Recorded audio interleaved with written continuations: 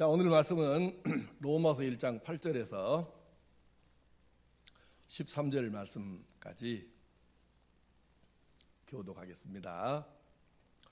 먼저 내가 예수 그리스도로 말미암아 너희 모든 사람에 관하여 내 하나님께 감사함은 너희 믿음이 온 세상에 전파됨이로다.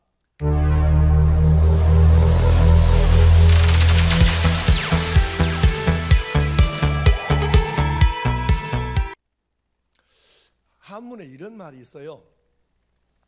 효학상장이라는 말이 있는데 한번 글씨 한번 띄워보세요. 한문 잘하는 윤성수 집사, 저 뭐라고 읽어야 돼? 이거 뭐라고 읽냐고? 네.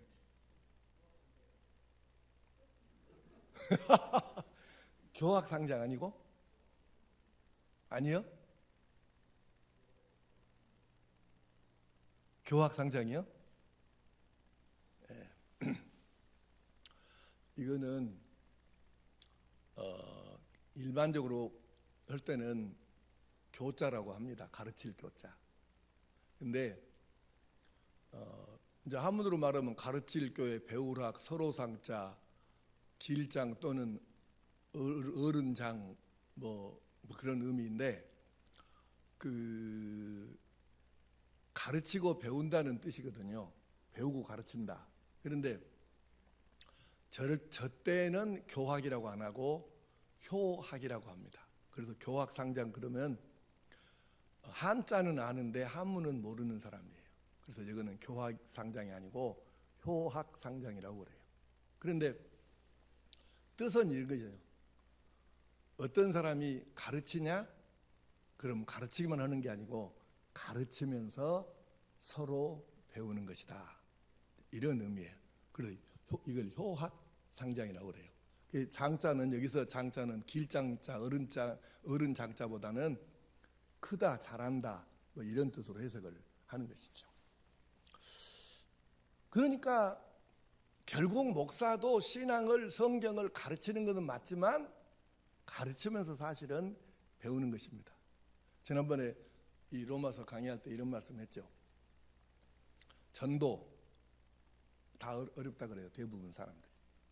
그래서 아이고 내가 어떻게 전도하겠어요. 나는 성경도 잘 모르고 뭣도 모르고 뭣도 못하고. 근데 그 사람이 이제 내가 됐어. 이 정도면 내가 전도하겠네. 그때까지 기다리려면 죽을 때까지 전도를 할 수 있다 없다? 못해요. 네. 여러분 해보십시오.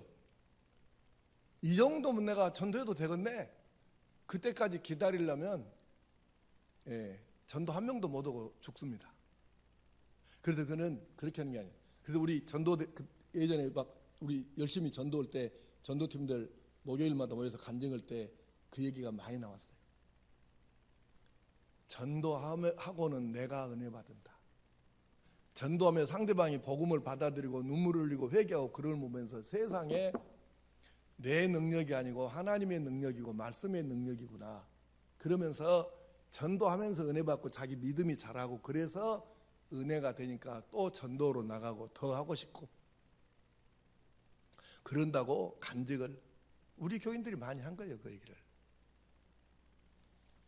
근데 마찬가지로 여러분 우리가 믿음의 삶을 사는 데 있어서 다른 사람에게 뭔가 내 은사를 활용해 가지고 좀 도와주고 싶다. 이걸 활용을 해야 되는데 나 같은 것이 어떻게 그렇게 생각하면 죽을 때까지 아무것도 못하고 그냥 죽는다니까요. 전도하고 똑같아요. 이게 섬김이다, 봉사다, 다른 사람을 좀 도와준다. 이게 영적으로 케어한다는 이것이 똑같은 원리입니다. 그래서 내가 비록 조금 부족한 것 맞아요. 좀 부족하죠. 그래도 하나님께서 내게 주신 은사가 있으니까 이것을 가지고 다른 사람을 조금 도와주는 거죠. 그게 은혜가 되는 거예요. 그래서 우리가 서로 간에 어려움 당한 이들, 우리 믿음이 연약한 성도들 이렇게 서로 나누어서 하는 거죠. 나는 그래요. 우리 이게 목회하면서 나는 교인들이 이제 부러울 때가 있죠. 비교적 내가 이제 성격이 좀 이렇게 좀 까칠한 사람이어서 좀 이렇게 막 따뜻하고 이러지를 이게 잘 안 되니까 우리 박지근 장로님이나 신홍현 장로님이 연세 많은 우리 교인 그 어르신들한테 정말 그 따뜻하게 이렇게 정말 그 마음으로부터 잘하는 걸 보면 겁나게 부러워요. 사실 솔직하게 말하면 나는 왜 저게 잘 안 되지? 예전에 부산으로 우리 그 풍성한교회 전도훈련 제자훈련 받으러 가가지고 전도 실습을 나가는데 내가 김혜영 권사하고 둘이 짝이 돼갖고 나가서 지하철 있는 데 가갖고 전도를 하는데요. 지나가는 남자가 누구든지 상관없이 어떤 남자든지 우선 팔부터 붙잡고 잠깐 시간 5분만 내주라고 이렇게 하고 복음 제시를 하는데 나는 김혜영 권사를 보면서 나는 목사라님이 돼갖고 어째 저렇게 저 김 권사의 반의 반만도 이게 이걸 못할까 겁나게 부러웠습니다. 우리 임재용 장로님이 나보다 연세가 훨씬 많잖아요. 나도 유교적으로 예절을 집에서 배워서 몸에 거의 밴 사람입니다. 그래서 나도 예절은 좀 갖추면서 산다고 생각하는 사람인데 임재용 장로님이 하시는 걸 보면서 내가 또 많이 배웁니다. 예절에 대해서는 임 장로님이 나보다 몇 배 우계입니다. 근데 그분 보면서 많이 배워요. 아이고 나는 아직도 멀었구나 그 생각을 많이 합니다. 고금주 집사님을 보면서는 어쩌면 남자가 저렇게 과묵하고 저렇게 어른스러울까 저는 많이 배웁니다. 목사라고 그래갖고 뭐 맨날 여러분한테 가르치기만 하고 뭐 소리만 지르고 이런 존재가 아니고 효학상장이 맞는 거예요. 그러니까 가르치는 게 아니라 가르치면서 배우는 게 더 많은 거죠. 바울 사도가 로마에 가서 이 로마 교회 성도들하고 서로 간에 피차에 받은 은사를 활용해 갖고 나도 여러분에게 내 은사를 통해서 나눠줄 거 있지만 여러분도 내게 줄 것이 있습니다. 그래서 피차에 나는 만나 가지고 나는 여러분에게 여러분은 내게 은혜를 끼치고 서로 격려가 되고 힘이 되고 그렇게 하기를 원해서 나는 그렇게 로마에를 가서 여러분을 보고 싶은 것입니다. 이렇게 말하는 거예요. 여러분 그냥 자기 확인하는 차원에서 한번 손 한번 들어보세요. 해당되는 사람은 교회 다닌 지가 한 10년 넘었다 한 사람 손 한번 들어봐요. 이거 생각할 거 뭐 있어? 그냥 기면 손 들고 안 되면 되지. 내리세요. 거의 다 10년 다 넘었네. 그러면 이제 이 정도 됐으면 우리가 적어도 자기 은사를 이미 파악해 가지고 자기 앞가림은 하면서 신앙생활을 할 수 있어야 합니다. 자기 앞가림은 할 정도는 돼야지. 교회 다닌 지가 10년이나 됐는데 아직도 신앙적으로 자기 앞가림을 못 한다고 그러면 그건 좀 말이 안 되지 않습니까? 그래서 이제 우리가 여기서 자기 앞가림이란 말은 적어도 다른 사람 내 신앙 그러니까 내가 하는 말이나 행동이나 이런 것 때문에 옆에 교인들이 신앙이 떨어지고 부정적이 되고 시험 들고 이러게 할 정도는 안 돼야 되지 않겠습니까? 자기 앞가림은 해야 되지 않겠어요? 그리고 한 걸음 더 나아가서 자기 은사를 활용해 가지고 다른 사람을 믿음을 굳세게 하는 데에 내 은사로 역할을 해야 하는 것이죠. 그 바울 사도가 하고 싶은 말씀이 그거예요.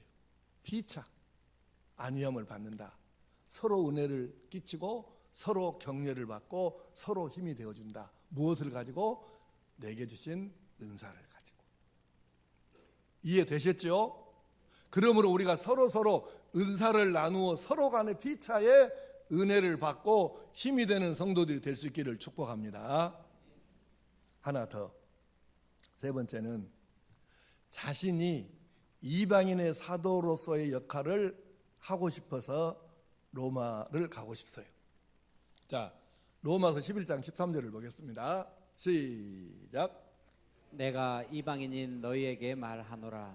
내가 이방인의 사도인 만큼 내 직분을 영광스럽게 여기노니. 아멘. 바울 사도는 자기를 이방인의 사도라고 하는 거예요.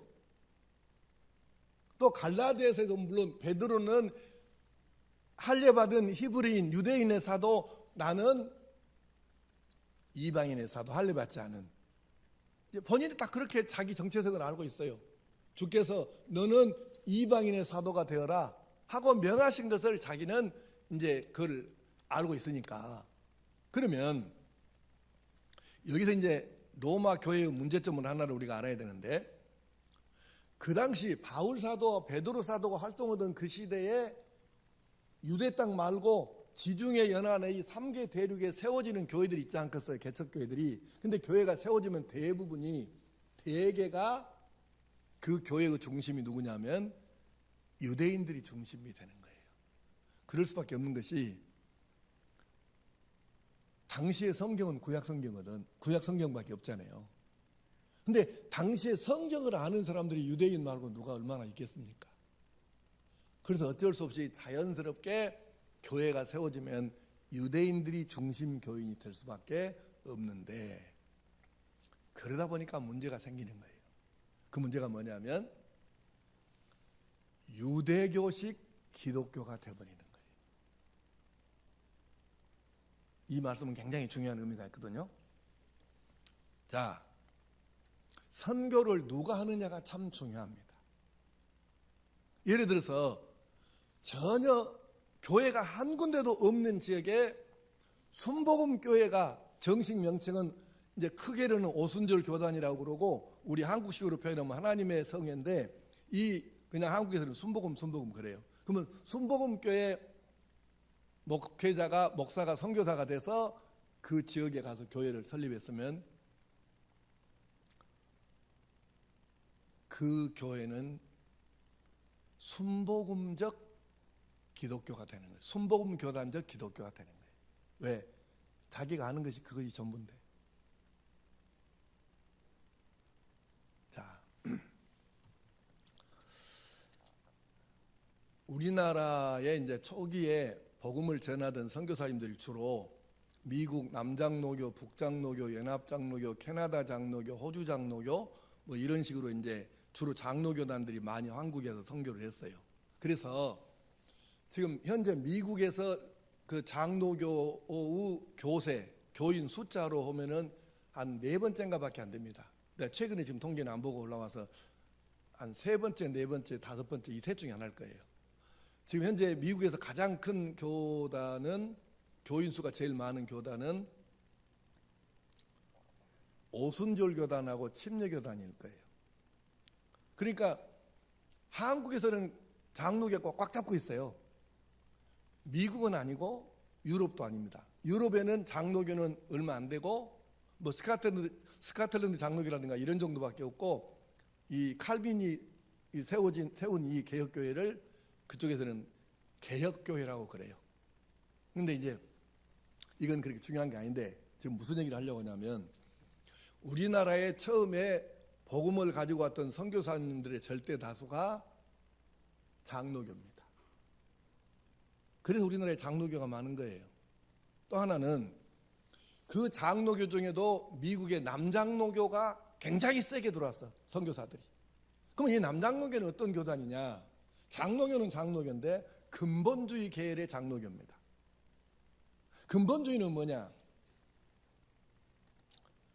극우에 속해 있는 쪽입니다. 극우. 뭔 말인가 이해가 좀, 지금 시간이 8시 25분이어가지고 내가 길게 설명하기 어려워서 언제 나중에 다시 기회가 있으면 한번 이 부분 다시 언급하기로 하고, 지금 중요한 건 뭐냐면 남장로교 계열의 근본주의 장로교가 한국에 들어와서 주로 선교를 많이 하다 보니까 지나치게 극우적이고 보수적인 신앙을 전파하게 되었어요. 성경적인 신앙을 전파해야 되는데 자기들이 가지고 있는 신앙과 신학을 전파한 것이죠. 그래서 오늘날 적어도 정신 상태가 제대로 된 목사라고 하게 되면은 이것을 깨우쳐야 됩니다. 우리 부교육자들도 잘 들으셔야 돼요. 이 얘기는 어쩔 수 없이 사람은 자기의 머릿속에 들어있는 이 체계를 벗어날 수 없는 것은 맞지만, 내가 장로교 목사라 해서 장로교적인 기독교, 내가 순복음교회 목사라 그래갖고 순복음적인 기독교, 내가 감리교회 목사라 그래갖고 감리교단적인 기독교, 이렇게 하면 하나님이 기뻐하실 일은 아니에요. 성경이 가르치는 기독교, 성경이 가르치는 신앙을 전해야 합니다.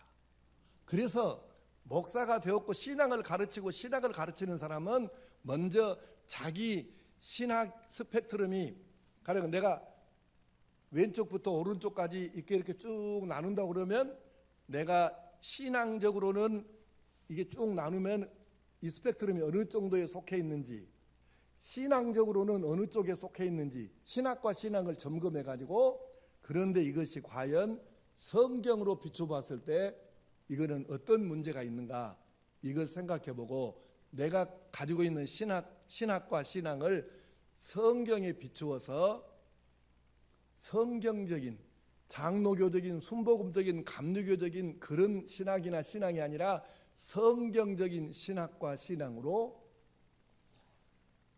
재무장을 해야 합니다.